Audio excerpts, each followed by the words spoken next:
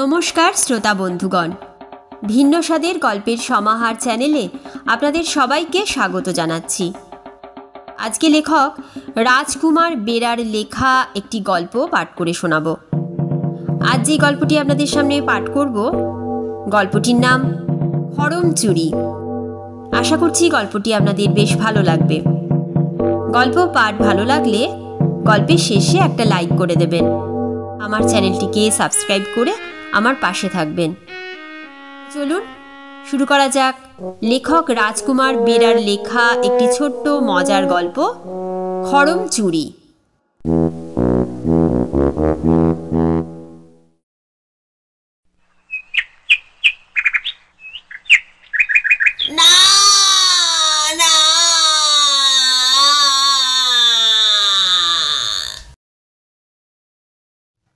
ভোর 5টায় তারিণী খুড়োর আর্ত চিৎকারে ঘুম ভাঙল সবার। ধড়মড় করে উঠে বসে চিৎকারের কারণ খুঁজতে সময় লাগলো বেশ কিছুক্ষণ। আসলে খুড়ো ছাড়া আর সবাই মোটামুটি একটু বেলায় বিছানা ছাড়ে। তার উপর খবরের কাগজের হেডিং দেখতে দেখতে কলতলায় যাওয়া, নয়তো বাসি কাপড় ছেড়ে হেঁসেলে ঢোকা। খুড়োর ছেলে বউদের এটাই প্রাত্যহিকী। কিন্তু ভোর 5টায় ঘুম ভাঙায় হতচকিত সবাই। হলোটা কি? খুড়োর বড় ছেলে নিবারণ ঘর ছেড়ে তড়িঘড়ি বেরুতে গেল। দরজার মুখটায় শুয়ে থাকে এবাড়ির রোডেশিয়ান জুলি। ঘুম চোখে নিবারণ গোদা পা চালিয়ে দিল জুলির লোমশ লেজে। আর যায় কোথায়? কাউ কাউ, ভ্যাক ভ্যাক, ঘেউ ঘেউ, বিচিত্র সব আওয়াজ বেরুতে লাগলো জুলির মুখ থেকে। সারা রাত ইঁদুর তাড়িয়ে একটু ঘুমোয় জুলি। সে ঘুম আচমকা ভেঙে যায় লেজের উপর এহেন সবল পদক্ষেপে। মনিবের উপর এক রাশ বিরক্তির দৃষ্টি দিয়ে ভ্যাক ভ্যাকানি থামায় জুলি। মেজ ছেলে বিতাড়ন মাস 5 হলো বিয়ে করেছে। একটু ঘরমুখী কুঁড়ে। বাবার চিৎকারে ঘুম থেকে উঠে বসে। স্ত্রী মাধুরীকে ডেকে বলে,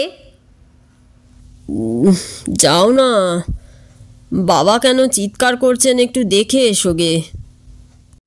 বলেই মাথার বালিশটা কানের উপর চেপে ধরে 2 মিনিটেই আবার ফোড়র ফোত। অগত্যা মাধুরীকেই উঠতে হলো বিছানা ছেড়ে। ছোট ছেলে অকারণ পাড়ায় পাড়ায় ঘুরে বেড়ায়। বাবার জমানো টাকা 3 ভাগের 1 ভাগে জমে বসেছে তার ব্যাংক অ্যাকাউন্ট। আর বছরের পর বছর সুদ স্ফীত হচ্ছে ব্যাংকের কোষাগারে। মাঝে মাঝে পাস বইটা দেখে নিয়ে আশ্বস্ত হয় সে। আর বাবার পকেট ঝাড়ি করে পান, বিড়ি, সিগারেটে দম দেয় অফুরন্ত। ইয়ার দোস্ত তাই কম নেই অকারণের। বাড়ির কোনো কাজেই তার খোঁজ পাওয়া যাবে না। পাড়ার কাজে তাকে একটু গায়ে পড়েই পরোপকারী হতে দেখা যায়। তার বিমল নামটা কবে উধাও হয়ে গিয়ে অকারণ হয়ে গেছে সে নিজেও জানে না। উপরন্তু কেউ ওই নামে ডাকলে খুশি হয় সে। বিয়ে করেনি, তাই ঝাড়া হাত পা। বাবার চিৎকারে বাড়িতে ডাকাত পড়েছে ভেবে বারমুডা গেঞ্জি পরা অবস্থায় তাল পাতার চেহারা নিয়ে ইয়াহু ইয়াহু করে বদ্ধ ঘরেই ক্যারাটে শ্যাডো করে নিল।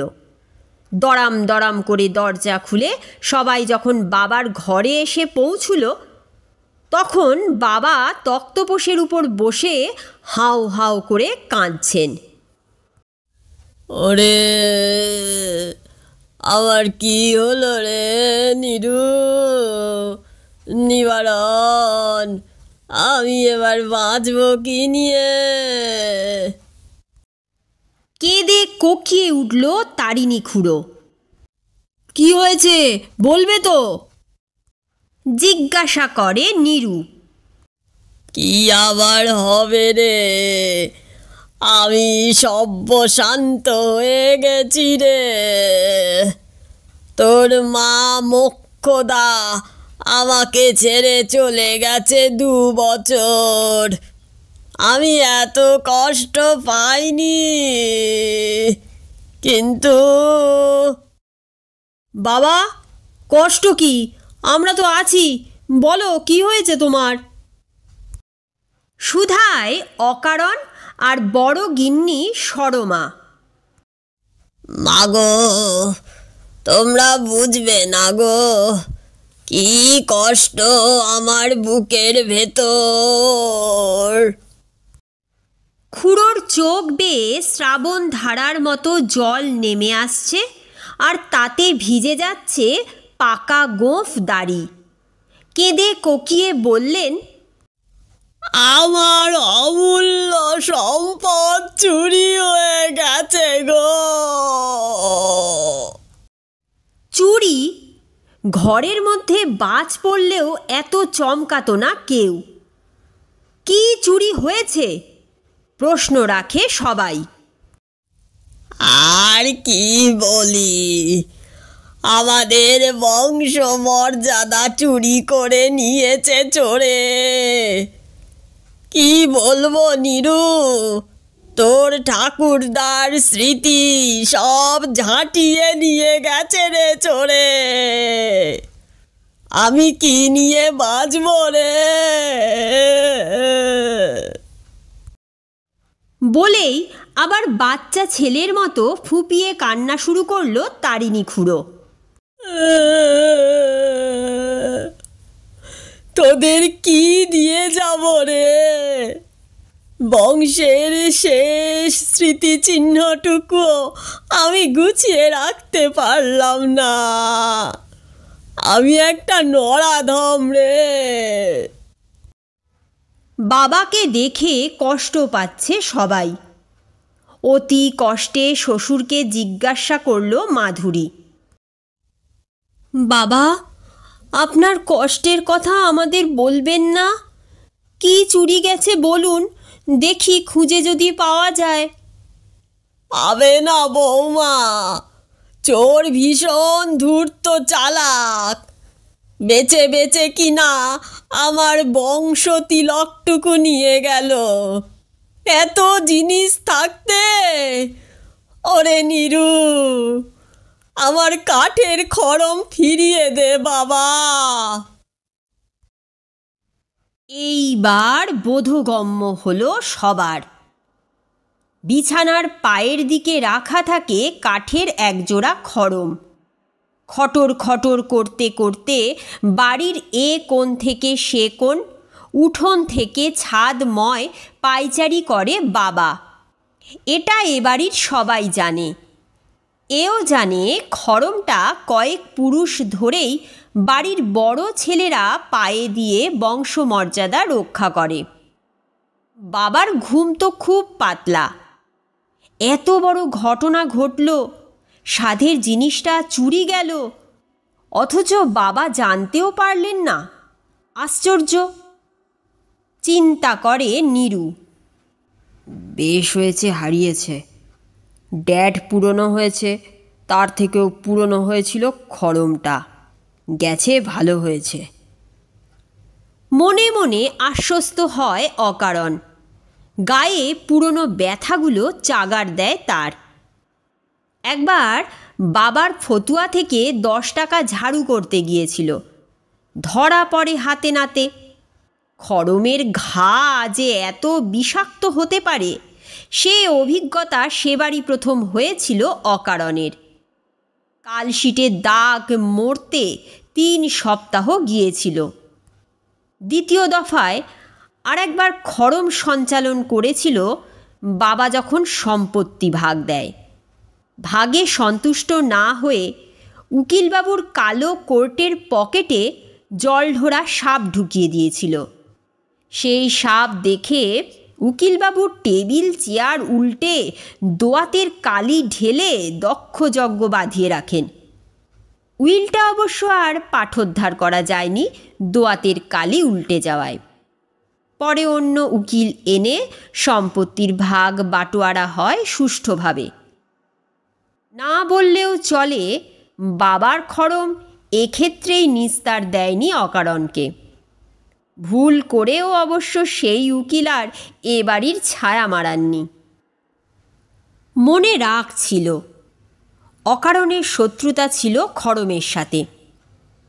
কিন্তু খটাস খটাস খটাস খটাস আওয়াজ করে বাবা এদিক ওদিক হাঁটত, তখন মন্দ লাগতো না অবশ্য ওই খটখটাখট আওয়াজ। কিন্তু কার এত সাহস? অকারণের মতো ডাক সাইটে ছেলের ঘরে চুরি, বাঘের ঘরে ঘোঘের বাসা। দাঁড়াও, দেখাচ্ছি মজা। পাড়ার পল্টন বাহিনীকে লেলিয়ে দেব, খড়ের গাদা থেকে ছুঁচ বের করবই। হুঙ্কার ছাড়ে অকারণ। ততক্ষণে ঘুম থেকে উঠে পড়েছে বাড়ির মেজ ছেলে বিতারণ। পালিয়ে গিয়ে বিয়ে করেছিল। বাবা মাস 2 তাড়িয়ে দিয়েছিল। পরে দাদা বাবাকে বুঝিয়ে সুঝিয়ে ঘরে ওঠে। পাড়ার লোক সেই থেকে নাম দিয়েছে ওই রকম। অকারণের কথায় সায় দেয় সেও। কিন্তু খড়ম দুটো তো খুঁজতে হবে, চুপচাপ বসে থাকলে হবে? বলে মাধুরী। সম্বিত ফিরে পেল সবাই। অকারণ দৌড় লাগালো পাড়ার ছেলেদের খবর দিতে। বড় ছেলে নীরু পা চালালো থানার দিকে, আর মেজ ছেলে কাজ না পেয়ে প্যাক প্যাকে লাঠি দিয়ে জুলিকে ঘা কয়েক বসিয়ে দিল। তুই থাকতে খড়ম চুরি? জুলি কাউ করে উঠে খেঁকিয়ে উঠল। পরে পরে ঘুমোবে সব, আর জুতো পাহারা দেব আমি? কুকুর বলে কি প্রেস্টিজ নেই? সারা রাত ইঁদুর তাড়াবে কে? ইঁদুরের যা সব চেহারা, আমি না তাড়ালে খড়ম কেন পা শুদ্ধ খেয়ে নেবে কোনো দিন। আচ্ছা, ইঁদুরগুলো কাঠের খড়ম খেয়ে ফেলেনি তো? ওদের দাঁত বেড়ে গেলে নাকি শিরশির করে, এটা ওটা কেটে কুচোয় সব। এই সব ভাবছে জুলি। চিন্তায় ছেদ পড়ল ছড়ির ঘা খেয়ে। ব্যথা পেয়ে কোকিয়ে উঠল সে। রেগে গিয়ে খ্যাঁক করে আলতো কামড় দিল মেজোর পায়ের আলগোছে। দাঁত বসালো না যদিও।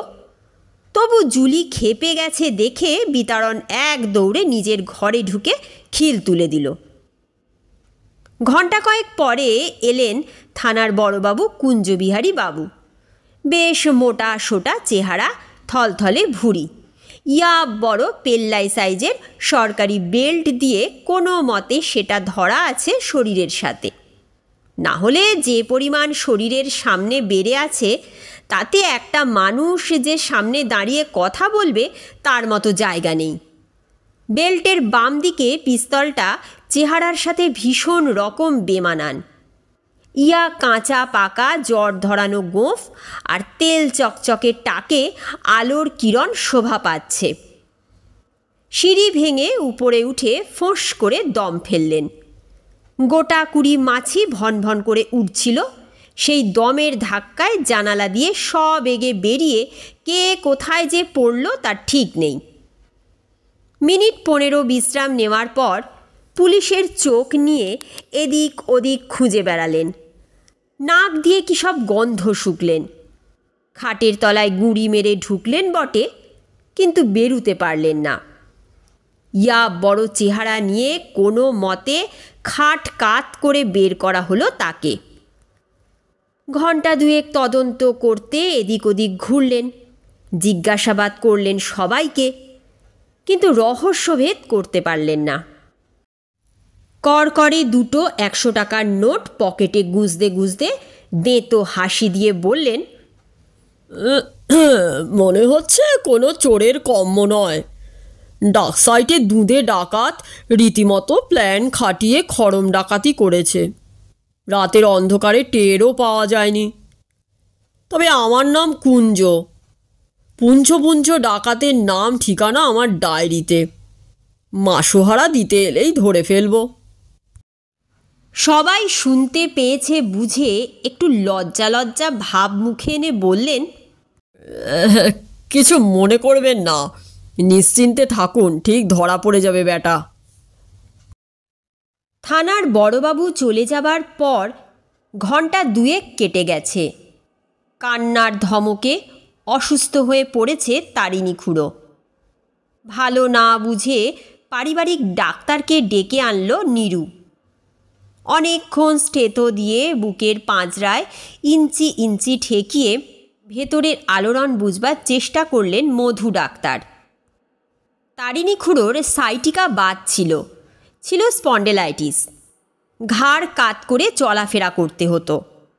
অনেক দিন ধরেই ট্রিটমেন্ট চলছে, রোগ আর সারে না। মধু ডাক্তার পরীক্ষা করে বললে, হ্যাঁ গো তারিণী, তোমার বাতের চেয়ে যে হার্ট অ্যাটাকের সম্ভাবনা লক্ষ্য করা যাচ্ছে। এত ভেঙে পড়লে কি করে? কি এমন ঘটলো যে এত হার্টের উপর চাপ পড়ল?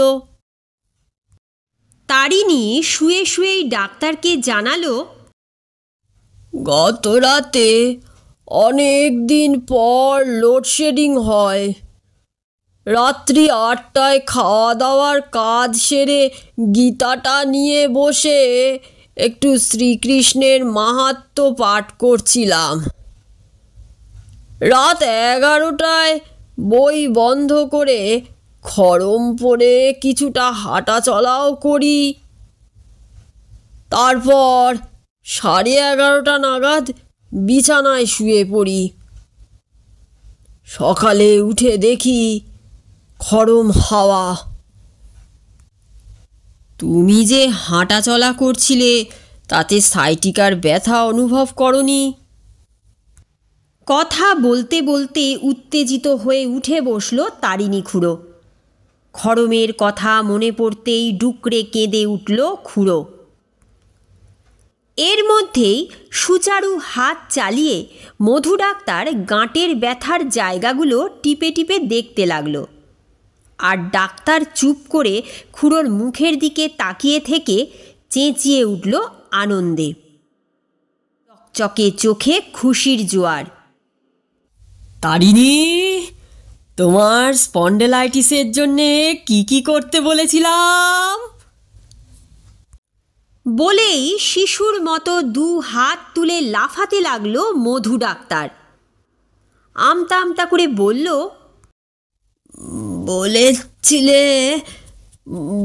বলেছিলে কাঠের খড়ম পায়ে দিয়ে হাঁটতে, যোগ ব্যায়াম করতে, কাঠের তক্তপোষে শুতে, আর আর আর নরম বালিশ ছেড়ে শক্ত ইঁটে মাথা দিয়ে শুতে। তাই তো? এ কথা তো আমার একদম মনে নেই। কি করে ভুলে গেলাম এই সহজ কথাটা? বলেই ধেই ধেই নাচতে শুরু করলো খুড়ো। ডাক্তারকে জড়িয়ে ধরে নাচতে লাগলো। 2 বুড়োর এই আনন্দে কেউ আর বাধা দিল না, কিন্তু কম অবাকও হলো না। অবাক চোখে সেই দৃশ্য দেখতে লাগলো সবাই। আধ ঘন্টা পরে থামল দুজন। স্টেথো দিয়ে মাপা হলো হৃদস্পন্দন। সব ঠিক আছে, নর্মাল। ক্লান্ত হয়ে খাটে বসলো দুজনে। আর দেরি নয়, ছেলেপুলেদের জানিয়ে দাও খড়ম চুরির রহস্য। ওরা খুব চিন্তায় আছে, ভাবছে পাগল হয়ে গেছি দুজনে।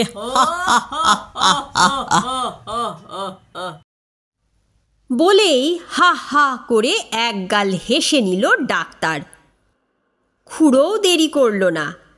চাদর তুলে বালিশের জায়গা থেকে জোড়া খড়ম বের করে আনলো, যেন কুবেরের ধনের সন্ধান পেয়েছে। খুড়ো খড়ম দুটোর দিকে চেয়ে থাকলো আনন্দ ঘন চোখে। চোখ দিয়ে ঝরঝর করে জল পড়ছে। মধু ডাক্তার ইশারায় সবাইকে চুপ করতে বলে ভীষণ আত্মবিশ্বাস নিয়ে বলল, কাঁদতে দাও ওকে, ওটা আনন্দের অশ্রু। আজকের মতন গল্প পাঠ এখানেই শেষ হচ্ছে। গল্প পাঠ যদি এতটুকুও ভালো লেগে থাকে তবে অবশ্যই একটা লাইক করে দেবেন।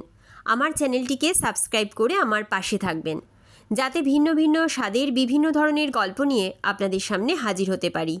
আপনারা খুব ভালো থাকবেন, সুস্থ থাকবেন এবং সাবধানে থাকবেন। নতুন একটি দিনে নতুন একটি গল্প নিয়ে আপনাদের সামনে আমি আবার হাজির হব।